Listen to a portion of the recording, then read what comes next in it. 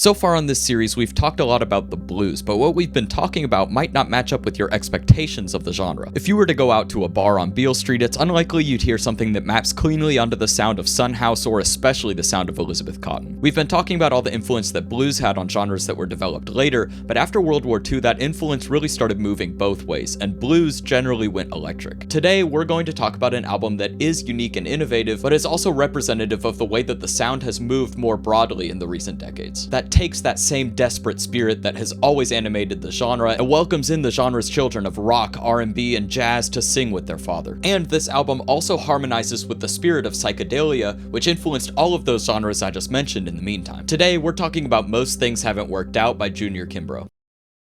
This album's aesthetic direction makes it sound pretty different from its predecessors, but it is still definitely a continuation of the same story. The vocals immediately call to mind the Delta tradition, but the lyrics appear much more sparsely, and that instrumental solo tradition from bebop becomes much more influential. Kimbrough's life story even harmonizes with the other people we've mentioned in this series. He grew up in an amateur musical family in rural Mississippi, and he had been a local figure in his northern Mississippi scene since the 50s. He achieved notoriety late in life off of a chance success which was derived from a documentary made about his local scene. The instrumental lineup also mirrors that of earlier forms of blues. The genre mostly remained strings-based, although that isn't completely universal. And as always, the beats stay steady, the bass lines stay predictable, and the chord changes remain regular to allow for soloing and flourishes in the guitar and vocals. Despite all these continuities, however, it's also important to recognize that this album comes from a separate blues tradition that we haven't talked about yet. For instance, you might have noticed how few chord changes there are here compared to other blues albums. This and the rhythmic trance-like atmosphere are key calling cards of the hill country blues, a style just as historic as the Delta or the Piedmont blues, but it took longer to reach a mass market. The hill country blues always represented a smaller community than the other styles, and it comes from an even more rural part of Mississippi, the hilly northeastern portion. But why would it take so long for this style to reach a mass market when other styles came through so much earlier? For decades, blues was competing for space on the airwaves in the major label system. The labels naturally gravitated towards the more polished, professionalized city blues style, as opposed to all of the more traditional styles which were collectively known as the country blues. Now that it's been made clear that blues is going to exist outside of the Billboard Top 100 for the most part and be a niche special interest group, the industry has shown increased interest in exploring the deeper corners of the genre's history, including traditions which had never really seen a mass market before, like the hill country blues. And it's also worth noting that with its trance-like tone and extended soloing, the hill country blues appeals to the public's interest in psychedelic music, which could even bring in new fans of the genre. This album also makes obvious the ways in which blues' successor genres were able to have a reverse influence back into the blues. The expanded instrumentation, production, and electrification, of course, is the first thing you notice. Now, naturally, you'd see how the music business was more willing to push this sound that incorporated these later genres. It's more marketable to have something that sounds more contemporary. But it also had a fundamental influence on how the blues worked. It was less about the songwriter and more about the instrumentalist, less about the individual and more about the band. And of course, that core central drama of the blues has always played out in every member of the band and in every instrument, but now with that expanded soloing, those voices are so much more visible in the music. Within this story of democratization lies a lesson that applies to the entire genre. Yes, each individual voice in the story of the blues is extremely important, but that core animating angst rises up from the very dirt that the scene was built upon. By lending more power to each member of the band, you're just giving them the right to tap into that soil and show that energy in their own way, which of course allows this volcanic rise of energy to spew out in ever more dramatic ways. So in that sense,